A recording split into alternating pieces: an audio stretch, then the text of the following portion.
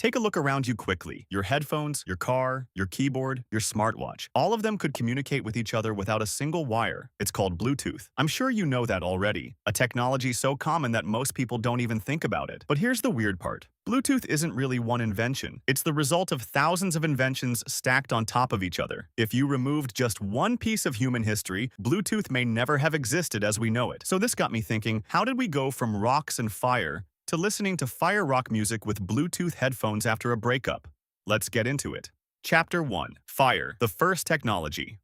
For most of human history, humans were pretty terrible at surviving. No claws, no fangs, no armor, no venom. Compared to most predators, we were completely outmatched. Then something changed. At some point, hundreds of thousands of years ago, our ancestors learned how to control fire. Nobody knows exactly who did it first, but imagine being the first person to carry a burning branch back to your camp.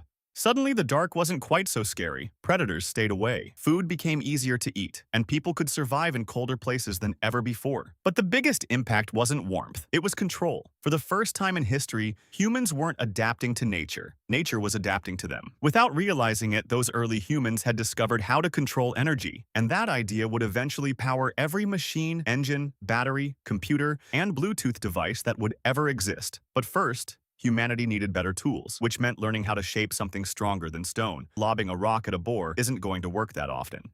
Chapter 2. Metal, the Age of Engineers. For thousands of years, stone tools got the job done, but they had a problem. Stone breaks. A lot. Then, around 5,000 years ago, people began noticing something strange. Certain rocks behave differently when heated. Inside them was metal. At first it was copper, then bronze, then iron, and suddenly everything changed. Farmers could make stronger tools. Builders could create larger structures. Armies could equip better weapons. Entire civilizations grew because of it. But metal itself wasn't the real breakthrough. The real breakthrough was the process. Humans had to learn temperatures, furnaces, materials, experimentation, failure. They became the world's first engineers, because every blacksmith was really solving problems through trial and error. And over thousands of years, that mindset of building, testing, and improving would become one of humanity's greatest strengths, the same mindset that would eventually create electronics. But before humans could build incredibly complicated machines, they needed a way to store knowledge. Chapter 3. The day humans invented save files.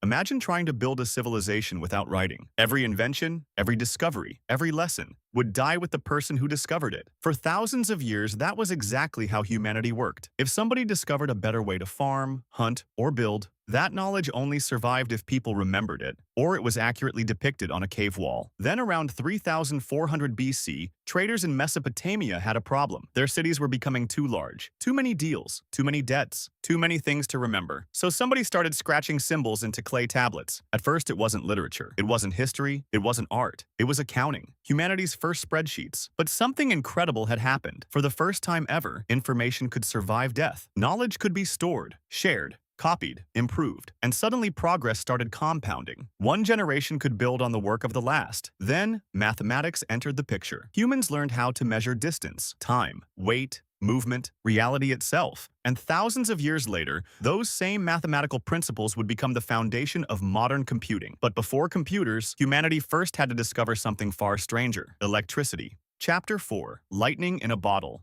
For most of history, electricity looked like magic. People saw lightning. They felt static shocks, but nobody understood what was actually happening. Then, in the 1700s and 1800s, scientists became obsessed with finding out. People like Benjamin Franklin flew kites into storms. Others spent years experimenting with wires, magnets, and batteries. Eventually, they discovered something incredible. Electricity could be predicted and understood. This made it controllable, and once it could be controlled, it could carry information. This solved one of humanity's oldest problems: distance. Before electricity, information traveled as fast as a horse, or a ship, or a person. Now it could travel almost instantly. The telegraph arrived, then the telephone, and later in the 1900s, the internet. For the first time in human history, information could move without physically transporting an object. The world suddenly became much smaller. But there was still a problem: the wires. There were wires everywhere, and somebody wondered if they could get rid of them entirely.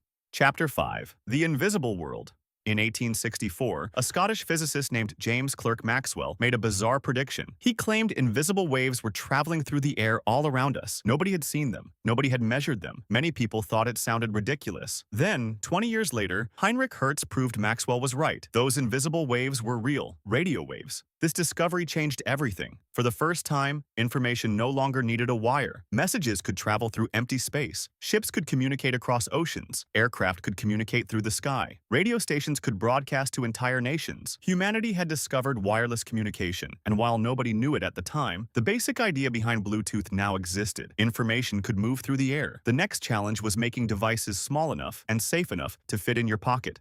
Chapter 6. The tiny switch that changed everything. Early computers were ridiculous. Some were larger than houses. They consumed enormous amounts of power, and they constantly broke. The problem was vacuum tubes, thousands of them. Then in 1947, 3 engineers at Bell Labs created something revolutionary. The transistor. It was tiny, reliable, and dramatically more efficient. Nobody knew it at the time, but this little component would become one of the most important inventions in human history. Computers became smaller, then smaller again, and smaller again, until eventually they fit on a desk, then in a backpack, then in a pocket. By the 1990s, people carried more computing power than entire governments once possessed, but there was still one final annoyance. Everything needed cables, and everybody hated them.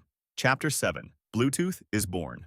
By the 1990s, electronics were everywhere. Computers, mobile phones, keyboards, speakers, headphones. The devices were getting smarter, but connecting them was a mess. Every company had its own cable. Every device needed another wire. So engineers began asking a simple question: what if these devices could just talk to each other? One of those engineers was a Dutch electrical engineer named Dr. Jaap Hartsen. In 1994, while working at Ericsson, Hartsen developed a short-range wireless system that could replace many of those cables entirely. Instead of plugging devices together, they could communicate through radio waves. 4 years later, in 1998, the technology was officially introduced to the world. It was given a strange name: Bluetooth. Named after Harold Bluetooth, a Viking king who united rival tribes into a single kingdom. The technology was designed to do the same thing: unite different devices under a single wireless standard. Phones, computers, headphones, cars, keyboards. For the first time, everyday electronics could communicate without users even thinking about it. And that's the strange thing about Bluetooth. It's not really one invention. It's the result of thousands of years of human problem solving. From the first person who learned to control fire, to the scientists who uncovered electricity, to the engineers who learned how to send information through the air. Every discovery built on the one before it. All so that one day, you could sit on a bus after a breakup, press play, and hear music arrive in your ears without a single wire connecting anything together.